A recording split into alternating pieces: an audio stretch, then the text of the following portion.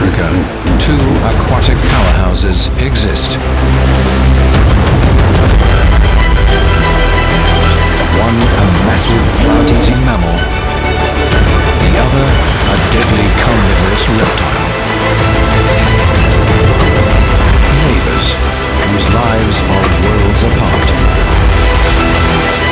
But in a remote lake in South Africa, both face unforgiving challenges. From a dry season that won't break, to battles of supremacy between superpowers, and little dragons that seek survival against the odds. These are the struggles that define life for the crocs and hippos of Ndumo.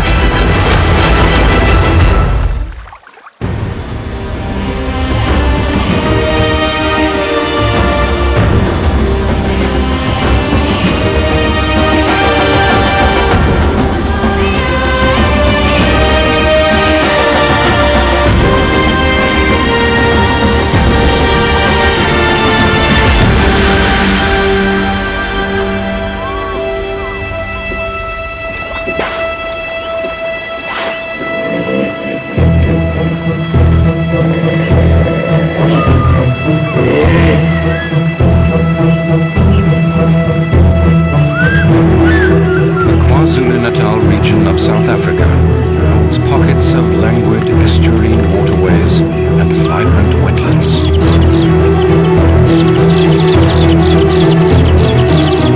Perfect hippo and croc country.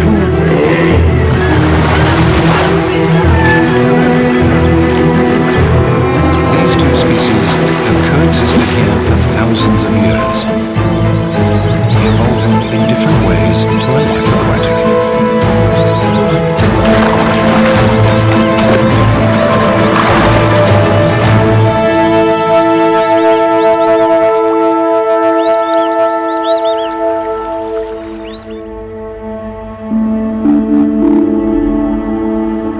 In the northeast corner of Kwa-Zulu Natal, the Ndumo Reserve is one of the few places in South Africa where these iconic animals still roam free.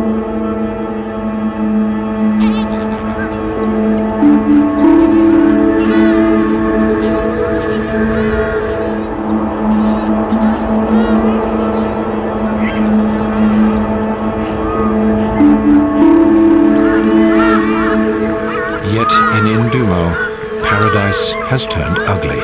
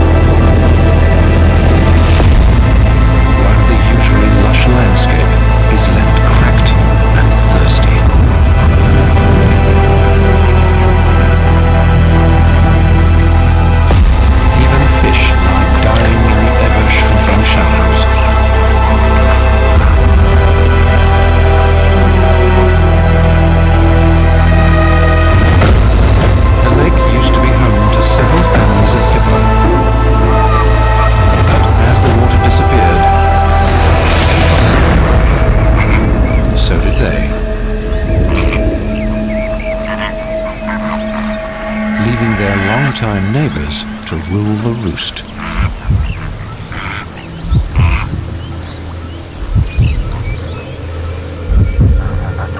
Nile crocodiles are hardy survivors and can make do with what little water is left. The robust reptiles can go for months without eating, conserving energy by staying inactive between meals.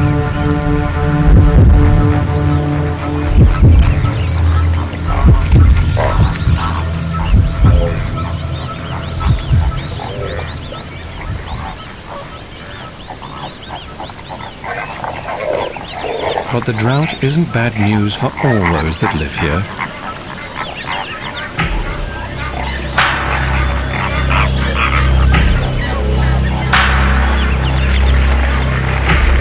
Many of Ndumo's water birds are seeing an unexpected upside to the shrunken lake.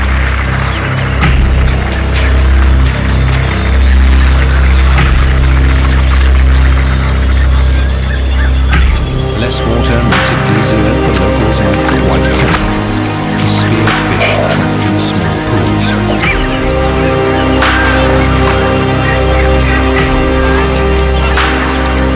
For the long-legged flamingos, their diet of shrimp is also simpler to find in the muddy shallows.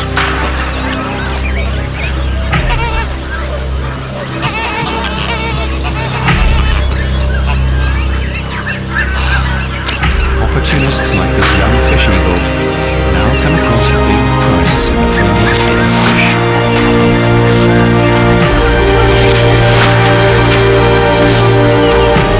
But this is too good a meal to be uncontested.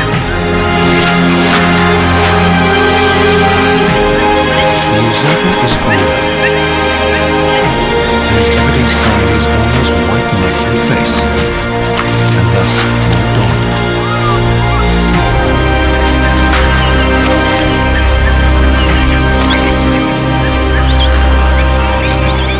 He's just one of a multitude of birds that call Ndumo home.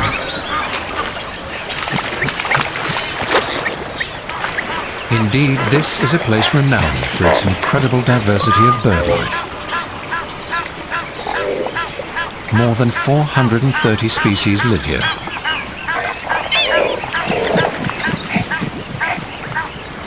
For the crocodiles, all this feathered flesh is technically edible. They could easily snap up the unsuspecting waders.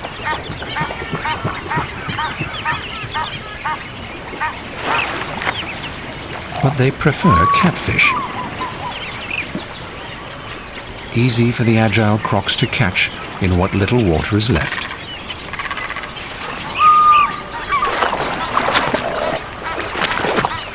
The rugged reptiles will only leave this area if the water dries up completely. The last time this happened, they were rumored to have walked for almost 90 kilometers to the swamps of Mozambique. A mammoth waddle for the short-legged creatures. Luckily, they don't have to go that far this time.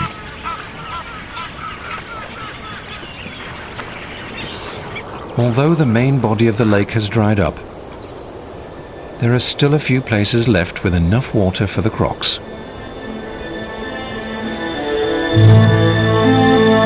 One such area is a protected inlet at the far end of Ndumo.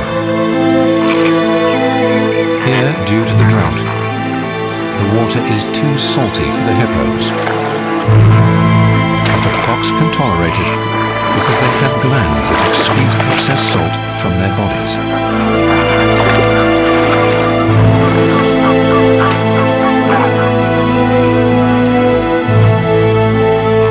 With most of Ndumo's crocs crowded into the limited space on land, it's now possible to see some truly enormous individuals.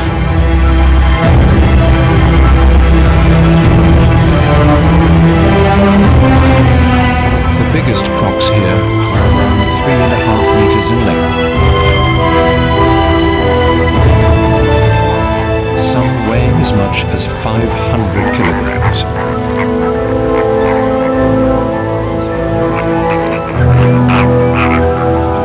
They're impressive specimens, but there are legends of much bigger crocs.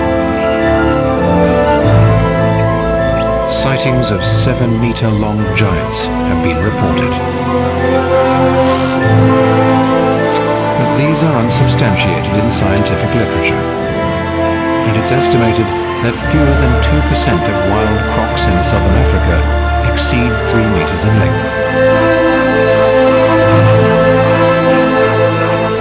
Dinosaur-like size is not beyond the realm of possibility, though, because crocs are part of an ancient group called Archosaura, which dates back more than 200 million years.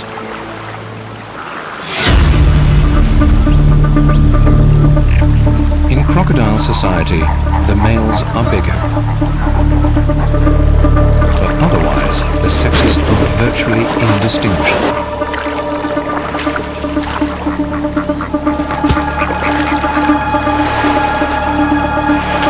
The bigger the croc, the more dominant, meaning the largest males get the best sunbathing spots. But it's not for leisure that they lie out in the mornings. Being cold-blooded, the crocs need to use the sun's heat to raise their body temperature after a cool night.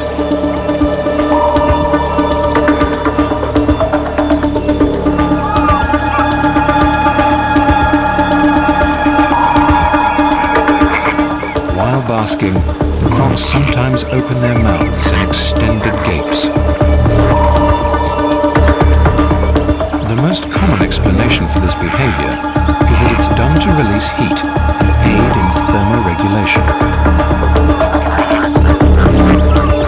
But because crocs have been recorded assuming open-mouthed poses in cold weather too, scientists are still baffled.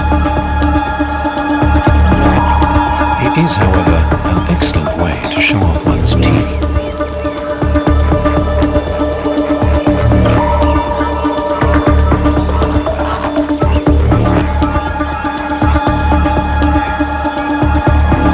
It's estimated that a croc of 4 meters in length may have as many as 45 sets of teeth in its lifetime.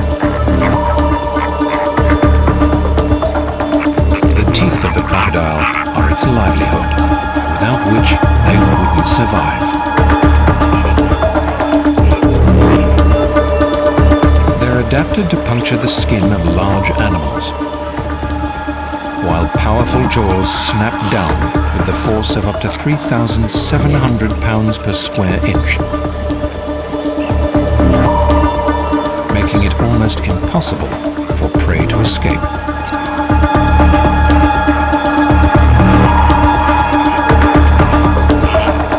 Crocs' eyes, nostrils and ears sit high on their head, protruding inconspicuously from the water when the rest of the animal is submerged. This is called minimal exposure and disguises them while waiting for unsuspecting prey to come and drink.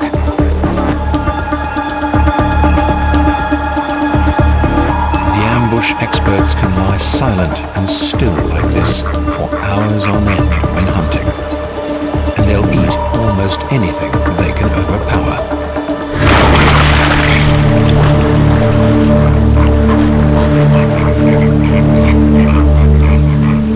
For protection, the head is shielded by fused skull plates, while the rest of the skin on the back is covered with thick scales.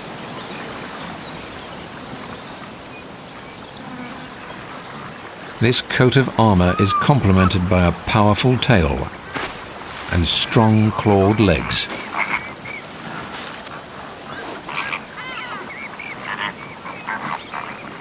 Completing the perfect design for an aquatic apex predator.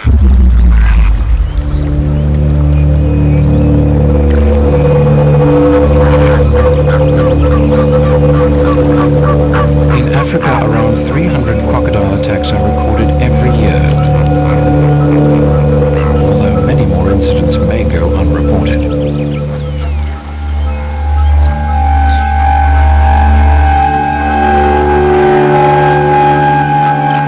Crocs are one of the few animals that will hunt humans for food.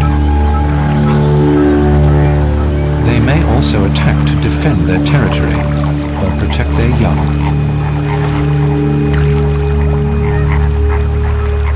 Crocodiles are not simply voracious hunters, however. Like all animals, they live through the balancing of seasonal rhythms and their physiological needs. In winter, adults won't eat much and settle into a state of reduced activity called estivation.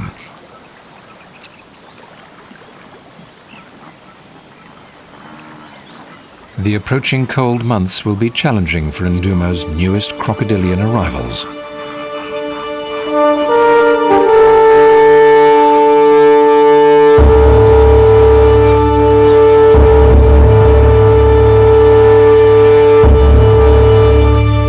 These baby crocs hatched only a week ago from a clutch of eggs laid in a hole on the banks of a lake.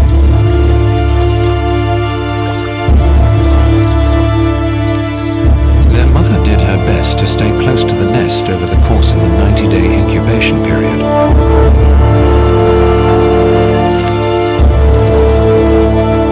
Because nest raiders like the monitor lizard lurk along the lake's shore.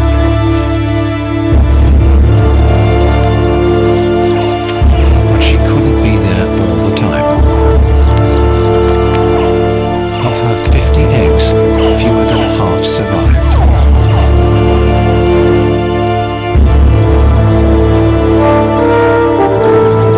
Such high levels of egg predation are common for crocodiles.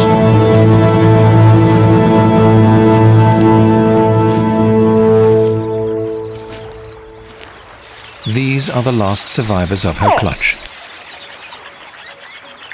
When they hatched, the mother carried them from the nest to the water's edge, where they now live in what is much like the local crocodile kindergarten. It's a small cove protected by overhanging trees, making it safe from the many predators like eagles and pelicans who have young of their own in the branches above.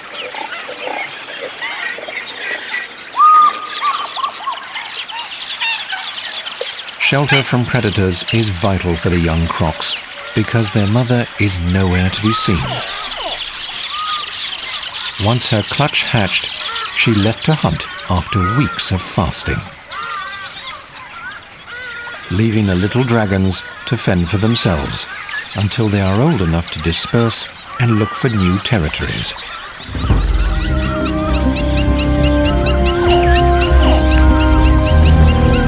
Luckily, they're already well equipped to kill.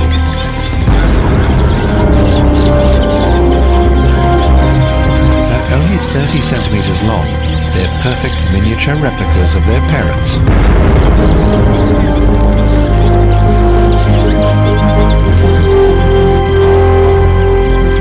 Fully developed and lethal.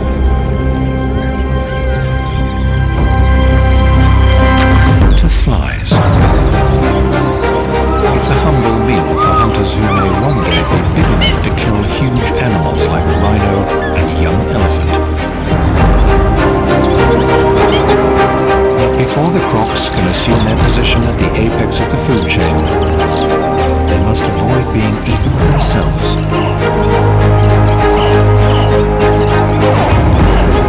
On average, only 1% of the clutch will live to maturity. This clutch is no exception. With the rest of their siblings already gone, the last 7 do their best to stay concealed in the sanctuary of their hideout.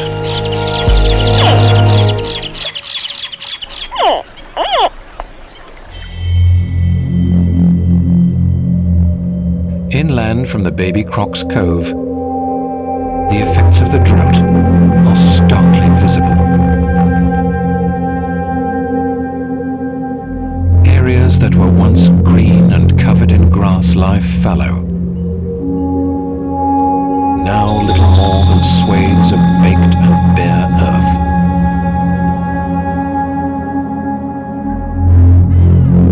Even hardy thorn trees, normally well suited to life with limited moisture, are brittle and parched.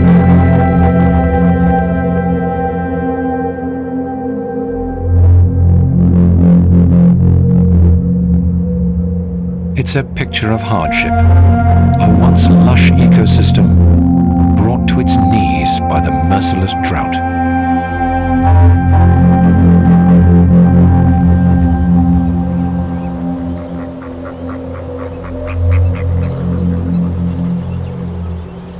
Yet change is in the air at Ndumo.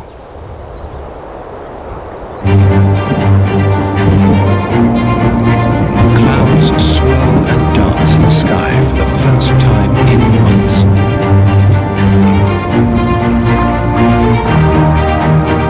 And signs of life trickle back into the lake bed.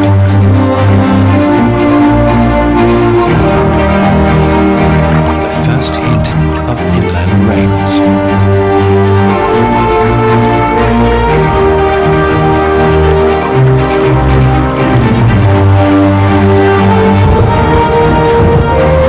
At last the storm arrives. Collapse heralding the changing of the season.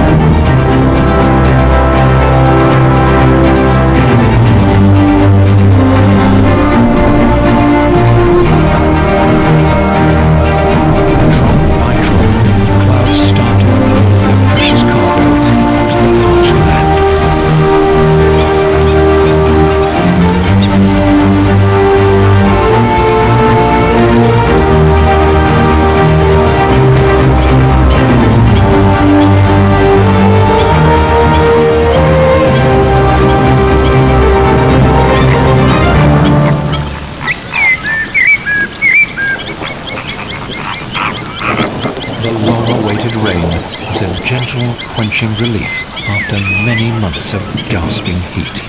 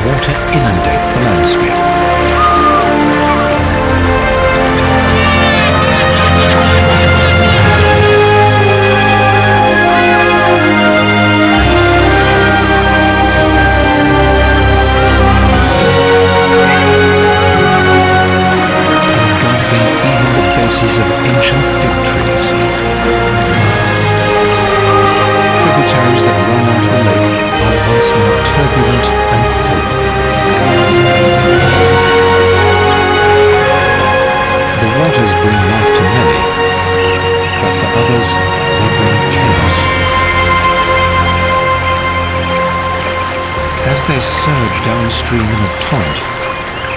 They dislodge the baby crocs from their sanctuary.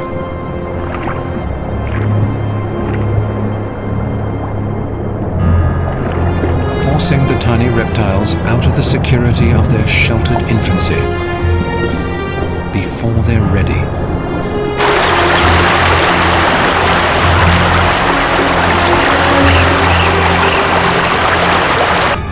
Thrust suddenly into an uncertain future, some survive,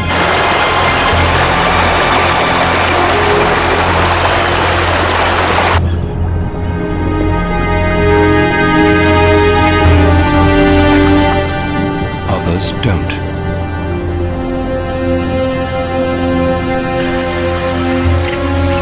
It's the unfortunate truth of nature's law. Only the strongest survive.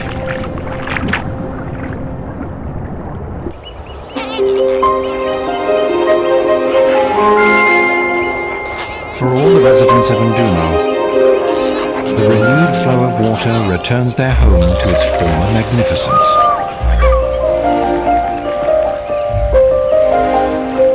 Making it suitable once again for those that left during the drought.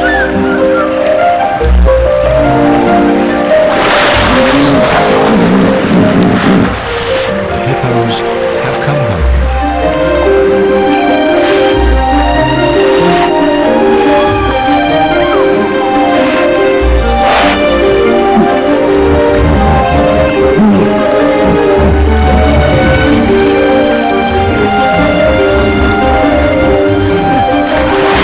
Habitat degradation has left only 5,000 hippos in all of South Africa. But Ndumo is a safe haven.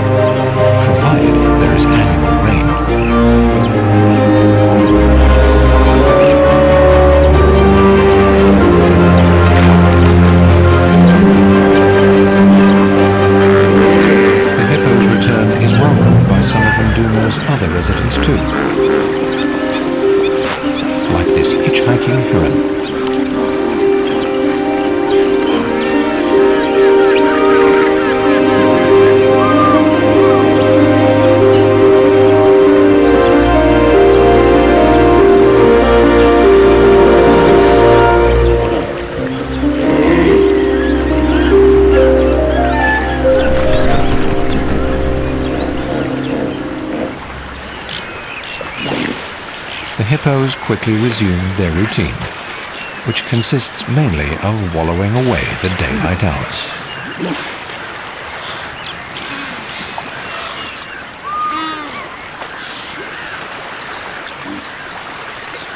This pod contains 16 hippos, but groups can get as big as 150 individuals when conditions allow.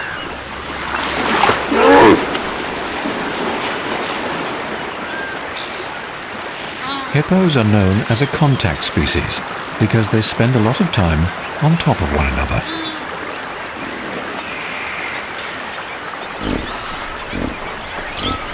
It's a pleasure to have someone to rest your head on when you're relaxing in the water.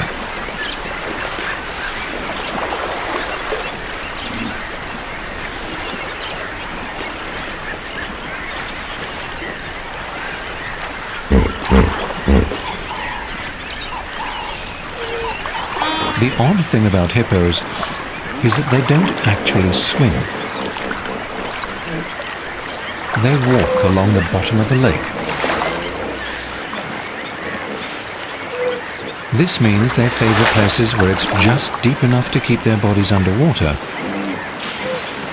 but shallow enough to keep their heads above the surface.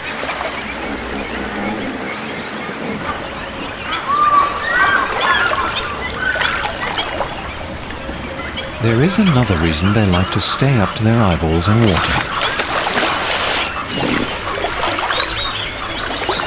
They have a thin epidermis, or outer layer of skin, which means they lose water quickly when exposed to the African sun,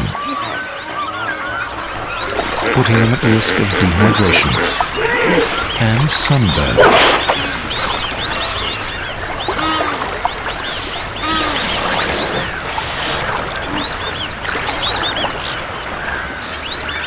For this reason, shade is a valuable asset.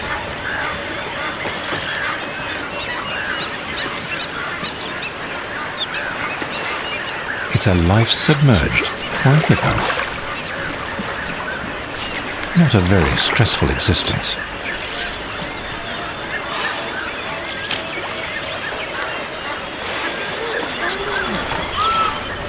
But there are some who have aspirations beyond a midday nap. Up until now, the younger bull on the right has been submissive to the pod's dominant male.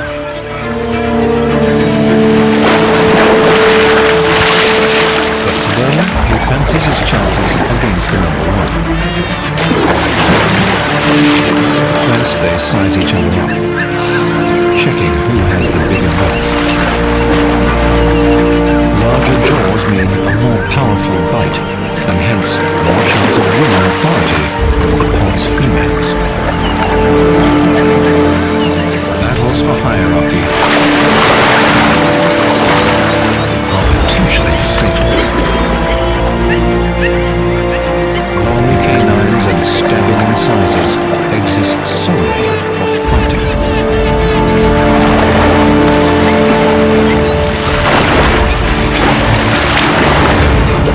A duel like this can go on for hours.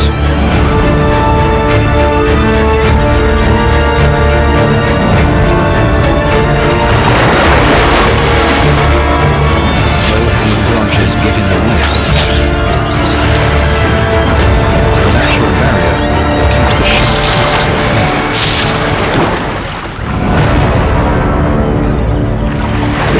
And ultimately diffuses the situation. As the sun sets, it signals the end of the first bout. There will be no fighting tonight, as the focus turns to refueling.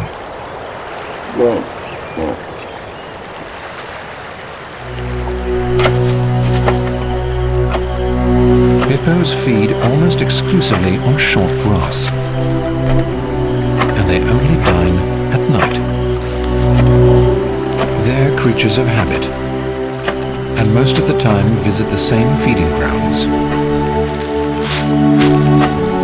These are sometimes called hippo lawns, because the giant grazers use their wide lips to crop the grass close to the ground.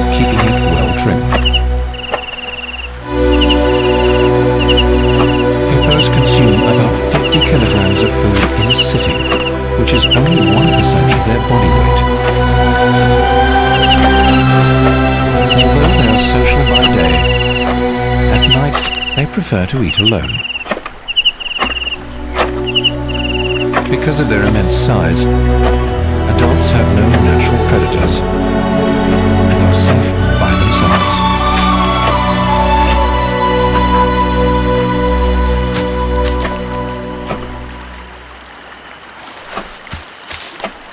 After 5 hours of foraging, they return to the water before sunrise.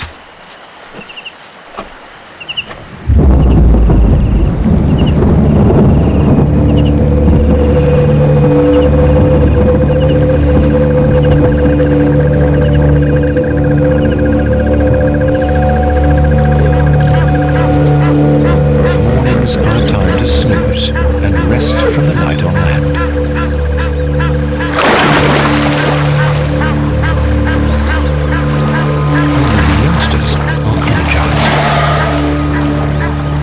The aggression from the older bulls has inspired them to do some wrestling of their own.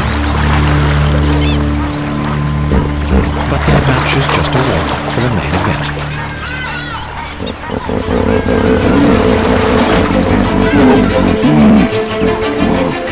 The wrestling bulls from yesterday are ready for round 2.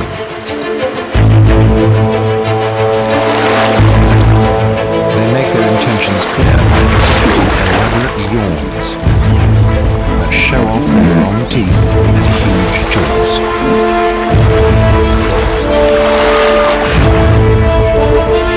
Neither bull is put off by the other's display.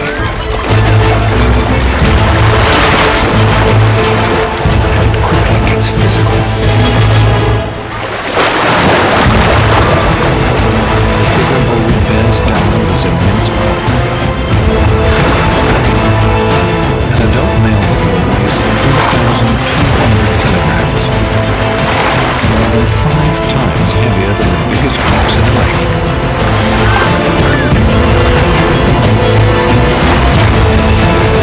But the younger opponent is no pushover. His desire for control of the harem has pushed him to a point where there is no turning back.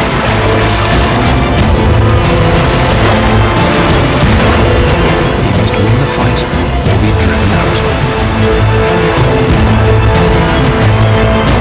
It won't be easy. The scars on the flank of the dominant bull are evidence of his past battles.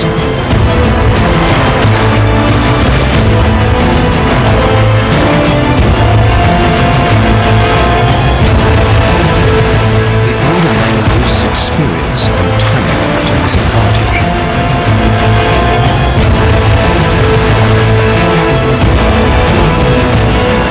Rising higher out of the water and pushing down to gain the upper hand.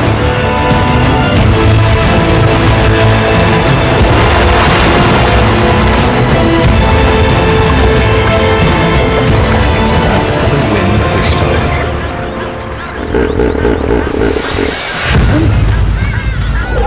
Victory has solidified the dominant bull's position as leader.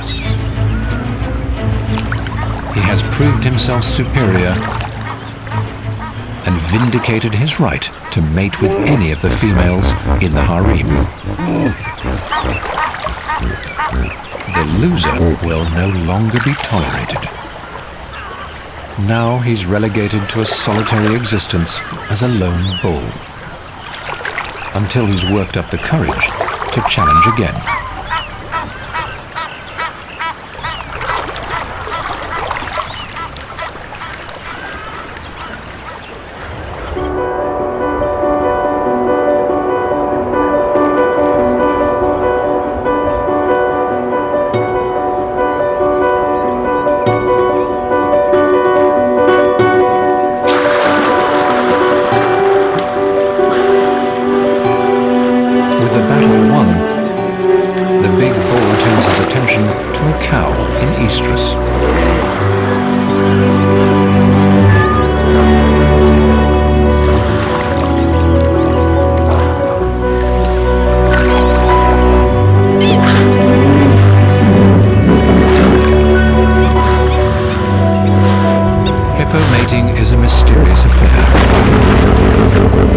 As most of the time it takes place on the sea.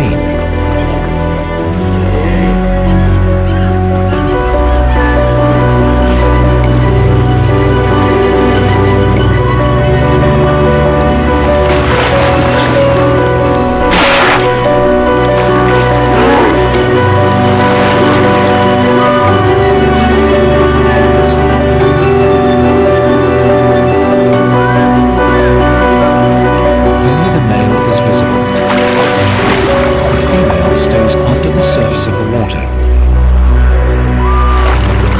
coming up for air only when she's out of breath.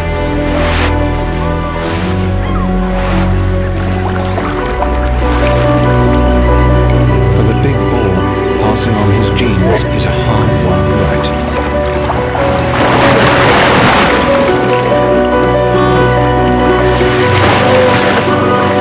He's the master of this stretch of lake, and there is no animal, hippo or otherwise, that can dispute his dominance.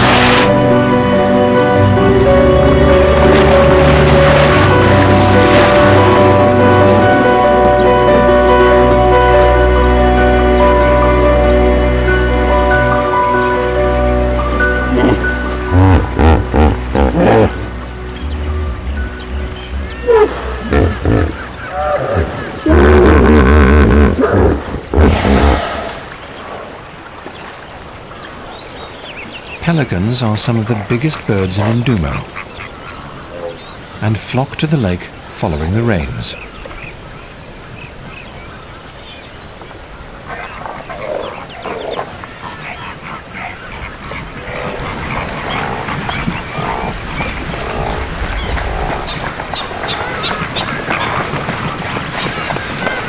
They're expert fishermen, using their specialized bills and wide gullets to sweep up fish from the water.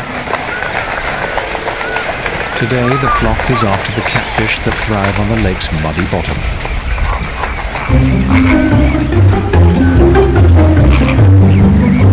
But the catfish are too quick and clever to simply be scooped up.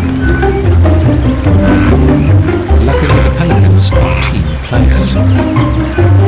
They make large circular formations to push the fish together. Now they need to corral the catfish into the shallows and cut off their escape route into deeper water. But it's not as easy as it sounds. Catfish are slippery characters. The pelicans just can't seem to keep the fish to the shallows. And time and again, they need to regroup.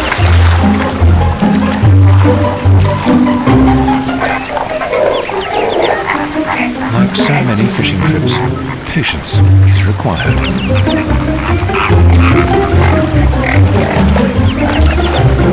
Finally, perseverance pays off. For some. One lucky pelican hits the mark.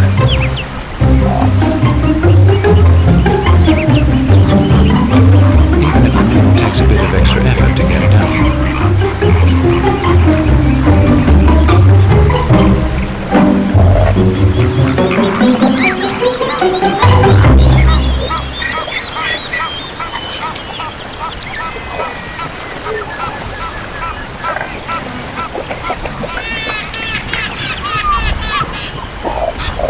Unlike the pelicans, the African fish eagle prefers to hunt alone. This adult bird is easily recognizable by its white head and brown body. Strikingly similar in appearance to the American bald eagle.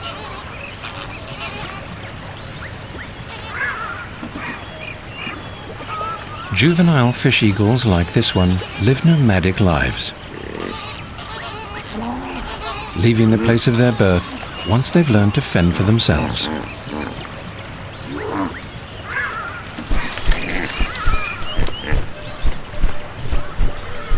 From an early age, they demonstrate extensive fishing prowess and are able to carry off fish as heavy as 3 kilograms.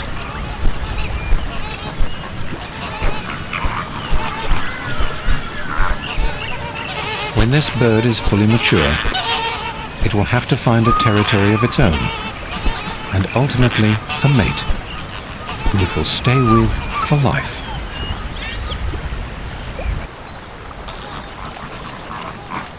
While the eagles of Ndumo must settle for fish, the crocs have had an unexpected and rather rich deposit of luck.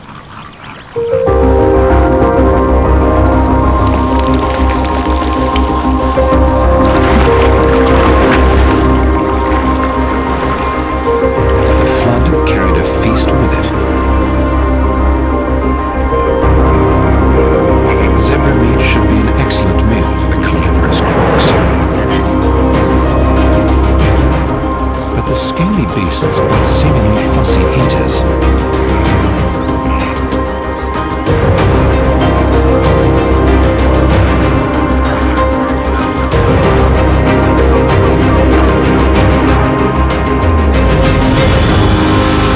Crocs don't have flesh-cutting teeth like those of predatory cats, so they often wait for the meat to soften so that they can tear off chunks.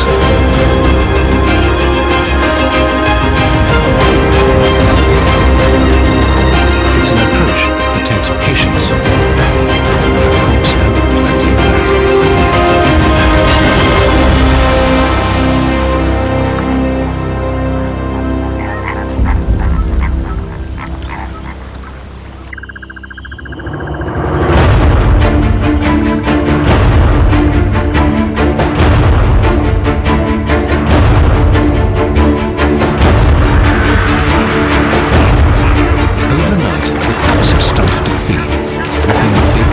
Of the carcass.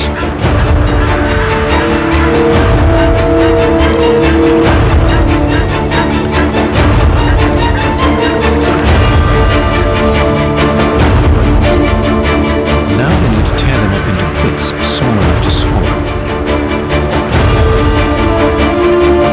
For this, they use a ferocious technique.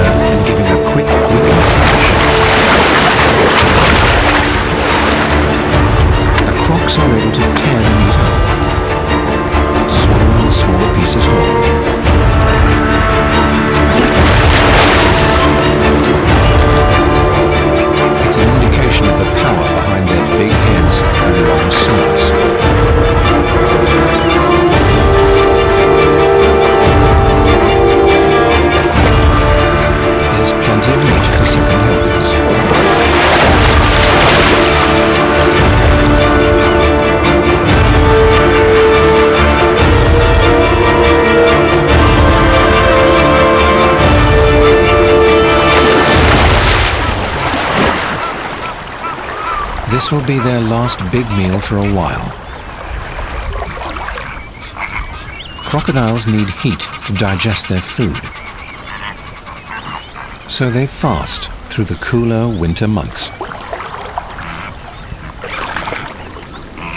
If they eat too much now, as autumn approaches, they may not get enough warmth to digest the meat, which could go rancid in their stomachs, poisoning them.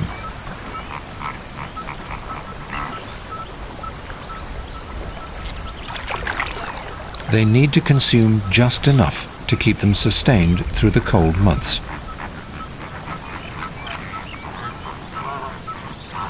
Even for these animals of ancient design, portion control matters.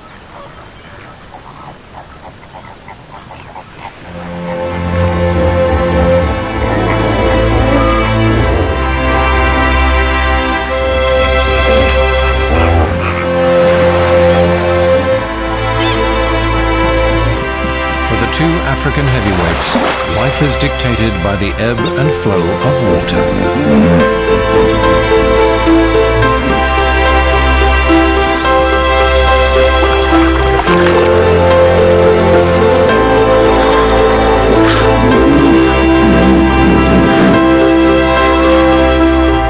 Both species have evolved vastly different ways to live in their ever-changing worlds.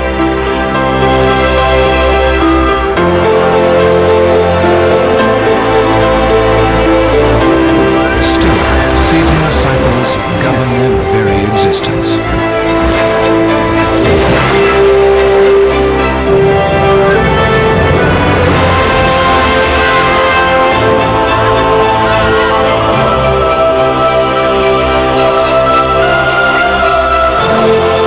The story of the crocs and hippos of Ndumo reminds us that life is never easy. But in times of hardship, perseverance will prevail.